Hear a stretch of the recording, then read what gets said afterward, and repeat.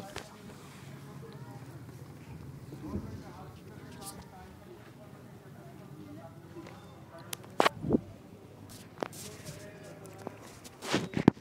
जिए हारिए मजदूर, जिए हारियाणी पुरनूर, ओरे अंदर सुबह शाम, जिए सिंध।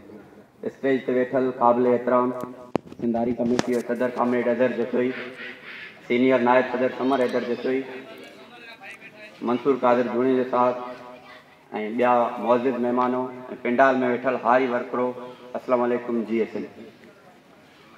अॼु एशिया जे अज़ीम इनकलाबी ॾाहे बाबा सिंध कामरेड हैदर बग जतोई जी 137 सालगिरह मल्हाई थी वञे सिंधारी कमेटी जे तरफ़ां, जंहिंमें तव्हां असांखे इहो एज़ाज़ु हासिलु आहे त असां हिन महान शख़्सियत जे जनम ॾींहं ते हिन पिंडाल में सिंधारी कमेटी जे सॾ ते सभु गॾु थिया आहियूं। बाबा सिंध कामरेड हैदर बग जतोई जी शख़्सियत घण रखी शख़्सियत हुई। हुन हर महाज़ ते जेको आहे महाज़ संभालियो आहे।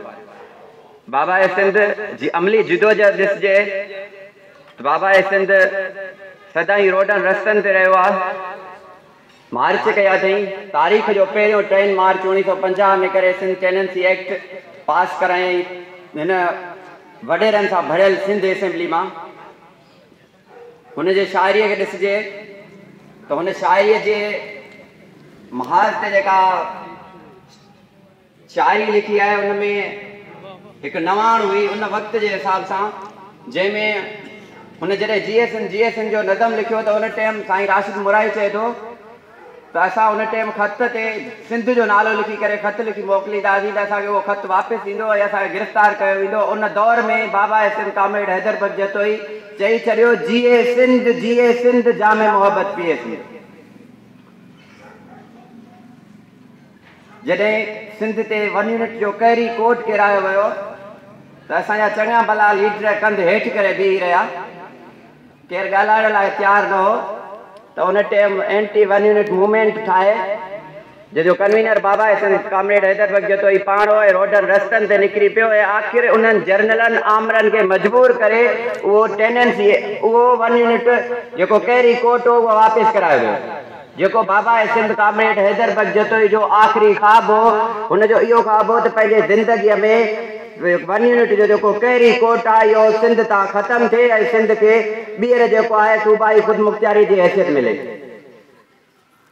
बाबा सिंध कामरेड हैदर बग जतोई असां खां विछड़े केतिरा ई वरिया गुज़री विया आहिनि, पर असांजी वॾी बदकिस्मती इहा आहे जो सिंध जे नौजवान अञा ताईं मुकमिल तरीक़े सां बाबा सिंध जे जेको फ़िक्र आहे उन फ़िक्र खे पढ़ी न सघियो आहे, जंहिंजे करे अॼु सिंध हिननि ॾुखनि सूरनि ऐं दर्दनि वारी मां गुज़रे पई। जेकॾहिं सिंध जो नौजवान बाबा सिंध कामरेड हैदर बग जतोई जे फ़िक्र खे मुकमिल तरीक़े सां सम्झे ऐं उनखे पढ़ी वठे त अॼु सिंध हिननि ॾुखियनि ऐं डोलावनि में न हुजे सिंध जो मज़दूर हारी पोरियत फाका कशी न करे सिंध जो शागिर्द यूनिवर्सिटियुनि में हूंदे बि जेको आहे तइलीम खां महरूम न रहे सिंध जा हज़ारे लखे स्कूल जेके उहे बंदि न हुजनि सिंध जा रोड रस्ता तबाह न हुजनि सिंध जी तालीम सिहत तबाह न हुजे सिंध जो गरीब पोरियत जो पुटु सिंध जे गरीब मज़दूर जी न्याणी इहा तड़पंदे न मरे पर असांजी बदकिस्मती इहा आहे जो असां अञा ताईं कामरेड खे पढ़ियो ई न आहे। अञा ताईं कामरेड जो जेको चैप्टर उहो अञा ताईं असां खोलण जे लाइ तयारु न आहियूं।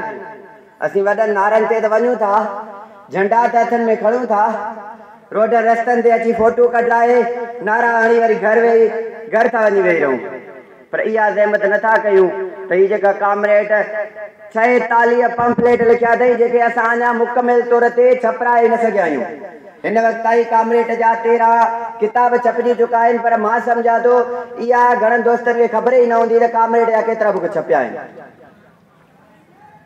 असांखे जेकॾहिं ख़ुशहालीअ जे तरफ़ वधिणो आहे, जेकॾहिं हक़ीक़ी तब्दीलीअ जे तरफ़ वधिणो आहे त पोइ इन नारनि इन्हनि ॻाल्हियुनि जी तरफ़ न पोइ बाबा सिंध कामरेड हैदर बग जतोई जे फ़िक्र खे पढ़णो पवंदो। सिंध घणनि नारनि ते यरगमाल थी, असांजा लीडर ॾींहं जो त रोडनि ते बीही करे GSN जा नारा था आणनि, पर राति जो ख़बर न आहे छा था कनि। सिंध जा राति जे उंधारनि में सिंध जे जा सौदा था थियनि। पर बदकिस्मती आहे असांजे सिंध जे नौजवाननि जी, जो उहे अञा ताईं हिन ॻाल्हि खे सम्झी न आहिनि सघिया। असांखे 70 सालनि में मिलियो आहे त छा असांजे नौजवाननि जा लाश, असांखे 70 सालनि में मिलियो आहे त छा सिंध जे नौजवाननि खे कोड़ा हिननि मज़दूर बेगुनाह जेके मज़दूर हारी आहिनि उन्हनि खे हक़ न मिली सघिया आहिनि।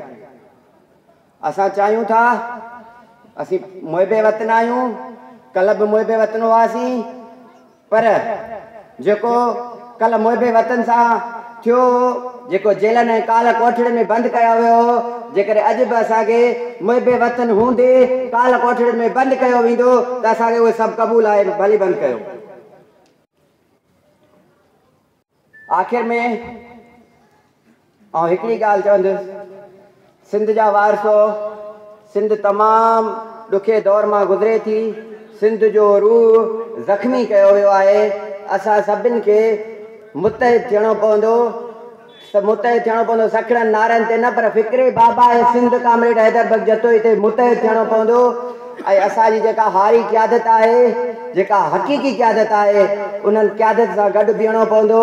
जेकॾहिं असीं न बीठासीं त पोइ असां ईअं ई ॾुखनि ॾोलाहनि में हूंदासीं, पोइ ईअं ई असांखे वॾेरो जेको आहे उहो कुटींदो रहंदो, ऐं ईअं ई असांजा पघर पसीना ॿनिनि में वहंदा रहंदा, केरु दाद फरियाद करण वारो कोन हूंदो।